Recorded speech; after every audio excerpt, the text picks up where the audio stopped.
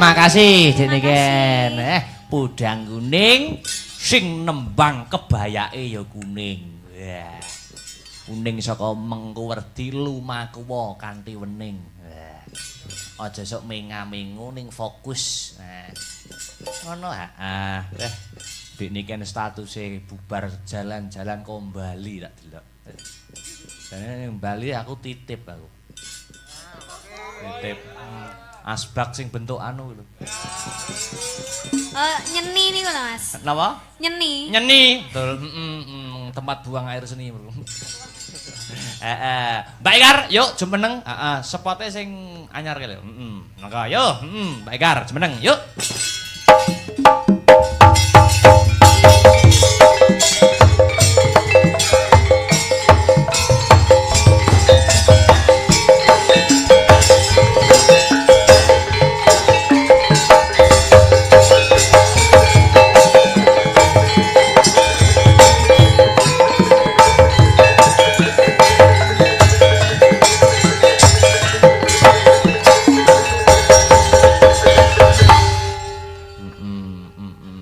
Musik Mbak Enggar ya. Nggih, wonten pamundutan apa mboten? Pun sampun telas. Sampun telas. Nggih, sing musik wae, ben nyambut gawe. Ayo Mas Unio. Ayo. Aja dibanding-bandingke ya Mas. Aja dibanding-bandingke. Ya. Pripun Pak? Nggih, aja dibanding-bandingke. Ya. Nggih. Taren riyen nggih Pak. Yuk, maka. Ya, Weh, Mas Tracy blangkonan to, Pak ya, Gembeng? Nggih no. Weh, elak. Pengeluaran terbaru niku Mas Tres.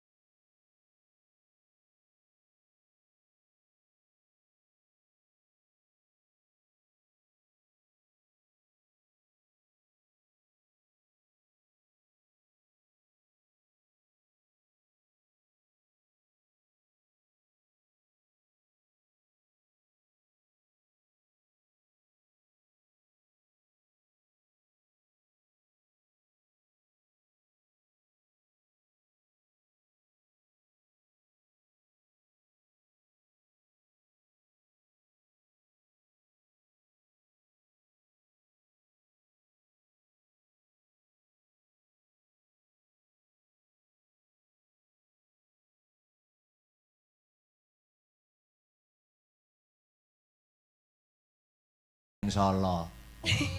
Jajan pancong ya mesti, ya toh? Nggih. Oh, statusnya jajan pancong. Niliki anu niku lho, niliki bose. Ndak nakal engko ning kono.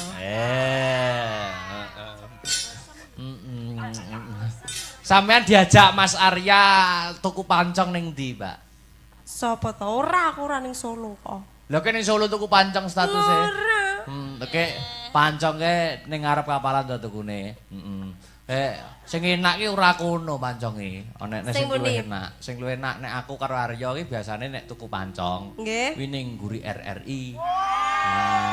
Guri RRI. RRI Solo. Kuwi panconge cong tenan. Yo untuk kelakan yo.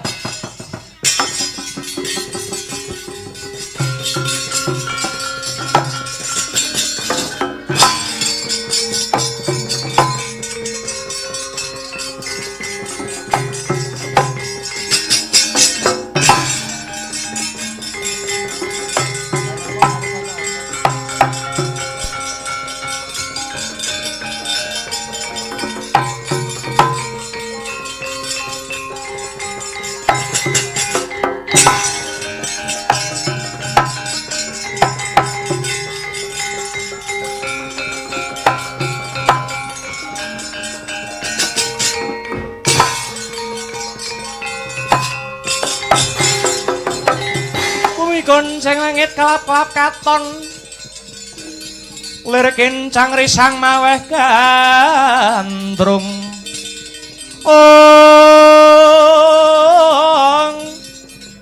sabarang katulu wukir moyak mayik risang bali wurlu maris agandrung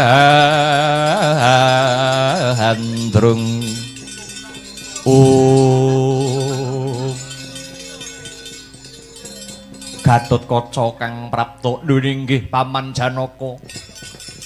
Piye kabar kawusanane?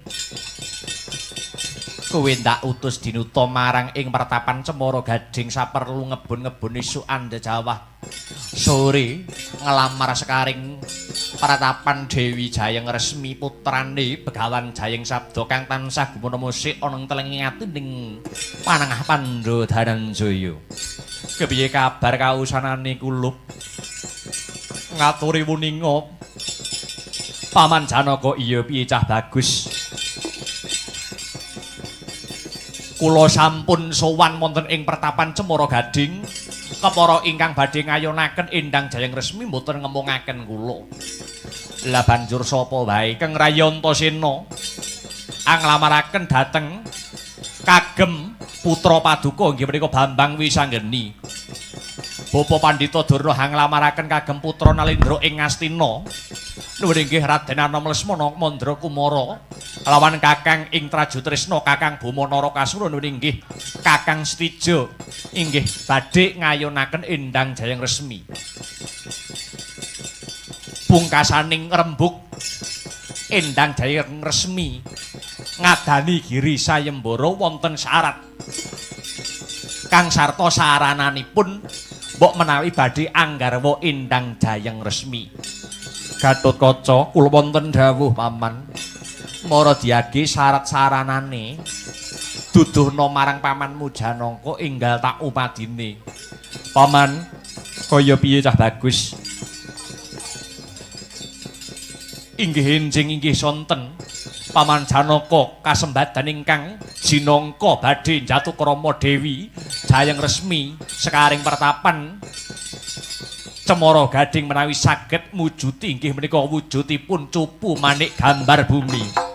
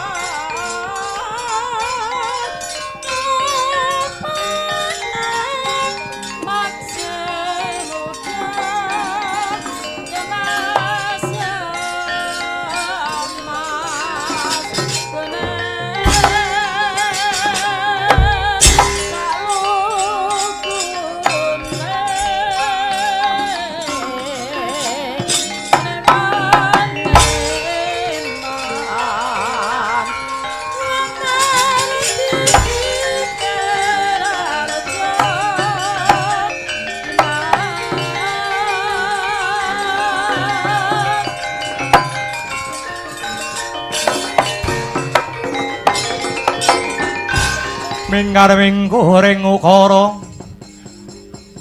akarana karanan maradi siwi akarana karanan maradi siwi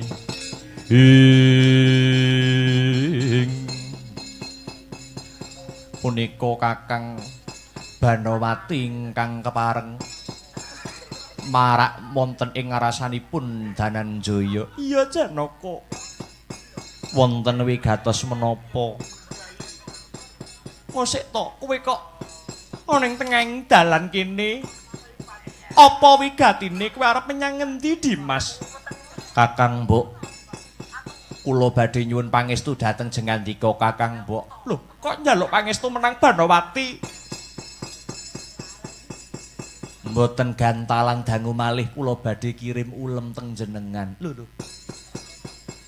Ulem apa? Kula badhe jatuh krama malih. Karo sapa? Kalian putranipun Begawan Jayeng Sabda ing pertapan Cempara Gading nggih ingkang awewangi Endang Jayeng Resmi.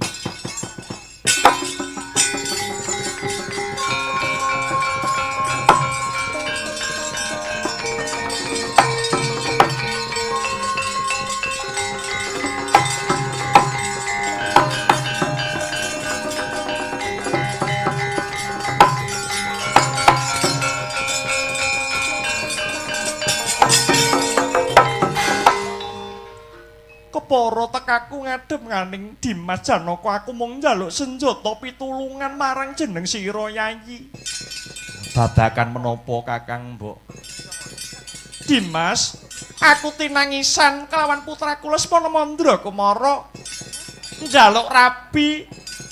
Sing dirabi ya sing kok karepake ya kuwi Endang Jayeng Resmi. Ngalah ya Dimas, ngalah. Bantunen aku.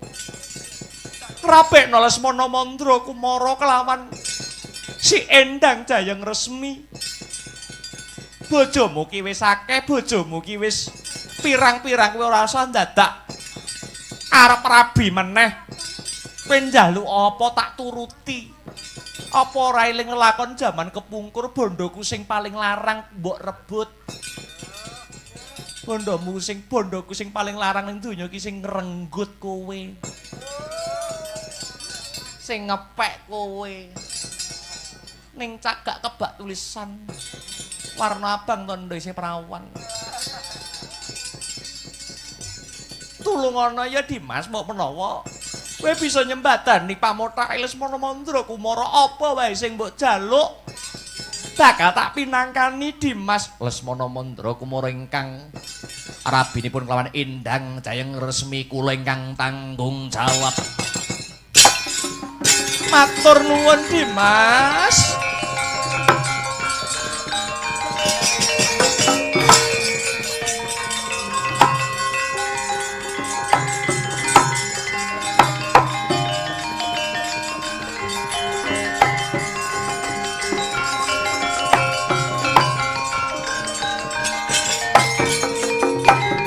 Piye to iki piye? Jare Satria iki berbudi bawa leksana. Anak sampeyan Bambang Wisanggeni niku tesih Jaka dereng palakrama. Mbok sampeyan ki ngalah kalian Kang Putra to, Gus. Kok malah ngeboti wong liya tinimbang ngeboti anake dhewe. Kowe Semar Punakawan roh apa?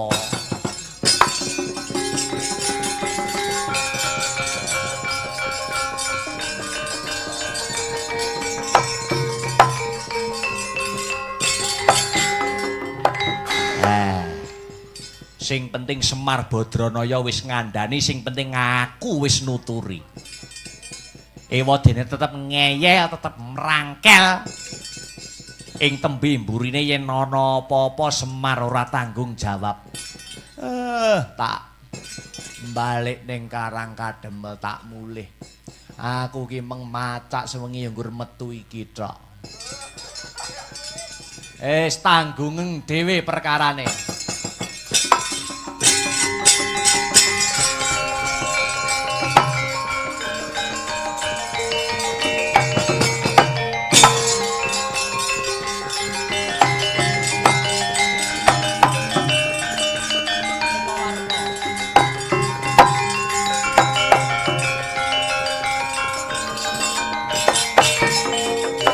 merahina semubang iwang aruna kadinetrane nganggo rapuh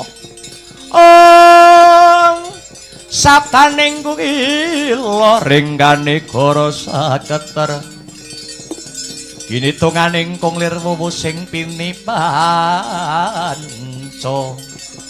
ing madeg kayangan Eka Pratala Aradyan Antarja angadhep Bathara Eka Warna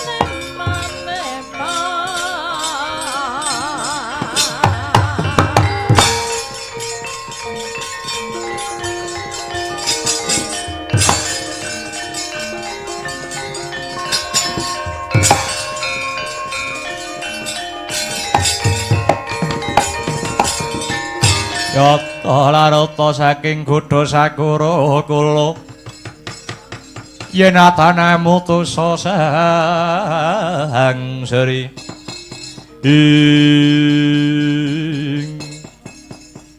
lho iki ndak sawang katone si Antarja ingkang prapta ana ing kayangan Eka Pratala ngadhep marang panjenenganing Sun Bathara Eka Warna. Nggih nggih Pukulun. Apa perlune he Antarja? Eyang Pukulun, kula badhe ngampil wujudipun cupu manik gambar bumi ingkang minangka paduka ingkang nyepeng kinarya serah-serahan manten, serah-serahan rabinipun kang rayipun wisanggeni kalian putri saking Cemara Gading ingkang sesilih Endang Jayeng Resmi. Kowe bakal nyilih cupu manik gambar bumi lakar kados mekaten Eyang Pukulun. Ya Antarja yen kowe bakal nyilih wujude cupu manik gambar bumi bakal ingsun silihi merga apa? Dasarku nyilihi marang si Antarja amarga sejatine cupu manik gambar bumi kuwi dudu duweke sapa-sapa kejaba mung duweke simbahmu dhewe Bathara Hanantaboga. Yen putune bakal nyilih tartamtu bakal tak silihi tampanen cupu manik gambar bumi iki Antarja.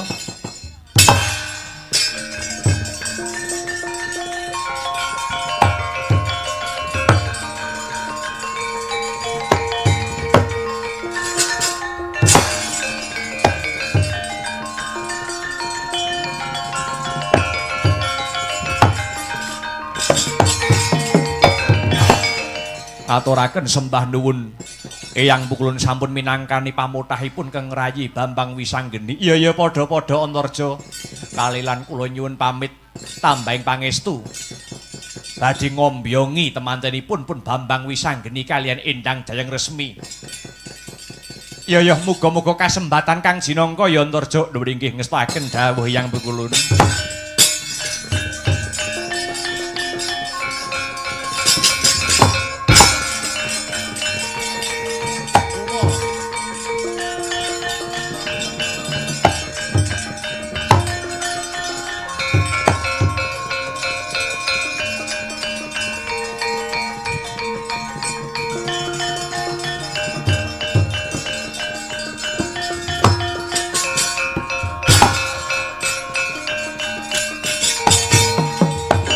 Weh, ladalah iki ndak sawang putuku bocah bagus Nalendra Traju Trisna Bama Narakasura. Lho nggih Eyang Pukulun, tekamu rene ana pariga gawe apa he Bama Narakasura? Kula badhe ngampil wujudipun cupu manik gambar bumi. Minangka syarat sarana anggen kula badhe palakrama kalian Endang Jayeng Resmi saking pertapan Cemara Gading. Weladalah kujurane. Kowe kedisikan karo Antarja. Antarja wis nyilih dhisik marang panjenengan ingsun arep kanggo syarat sarana rabine si Wisanggeni. Weladalah Antarja aja mlayu.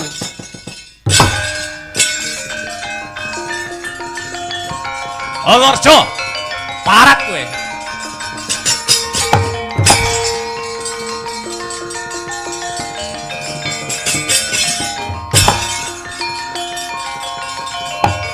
Antarja manik.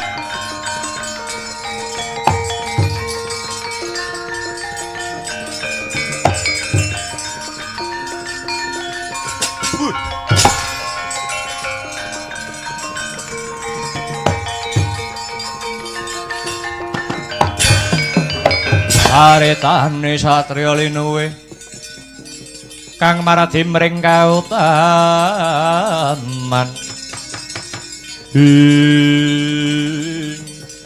Kowe maling kowe.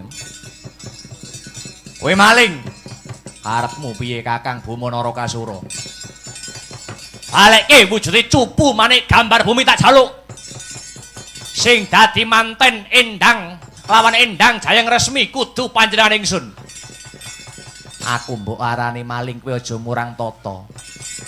Cupu manik gambar bumi iki sing sejatine sing duwe iki mbahku Bathara Antaboga. Ning dititipake kelawan eyangmu ya kuwi Bathara Ekawarna. Mbuh ora urip. Cupu manik gambar bumi tetep tak jaluk. Ndak wenehke Kakang Buma Narakasura bareng pecahing dada. Ngecak pirang dina ladene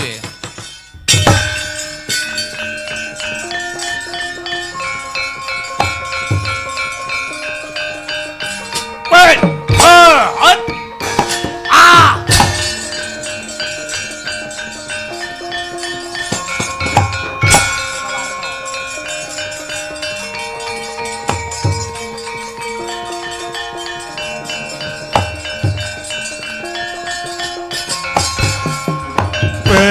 Dalah putuku diajar di polo gantang karo si Antarja. Aku kang dadi mbae ora mung meneng wae. Aku ora bakal negake putuku Buma Narakasura Antarja. Cupu manik gambar bumi balekno.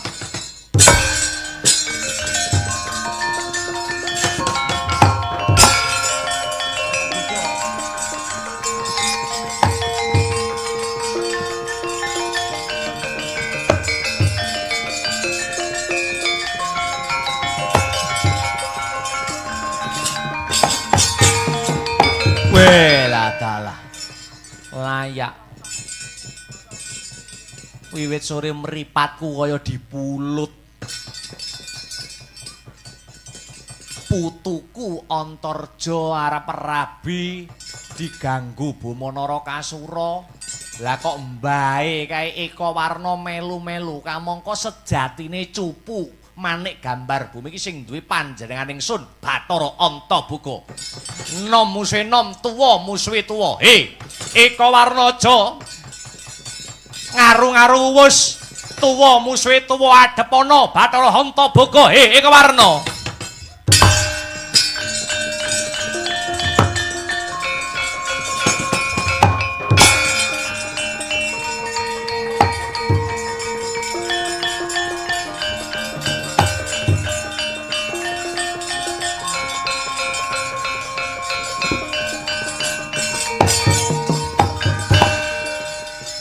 Ayo, kowe aja melu-melu.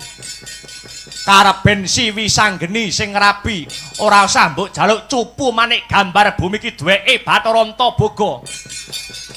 Aku tetep ngewangi putuku Buma Narakasura nganti kukuting jagat.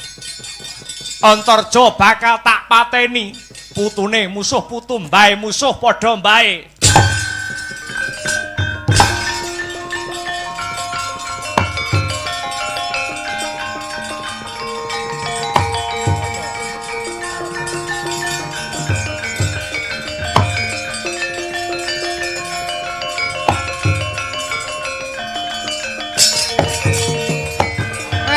prakencong Pak Pong tinegor wong. Piye kae? Eger do gelut. Bomo Antarja, Eka Warna Antapura Madeg.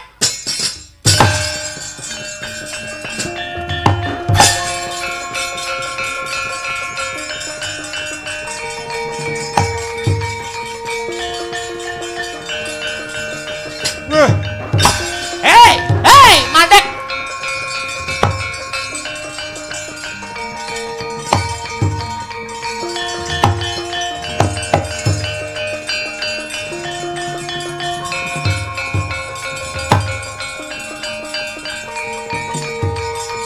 Madeg.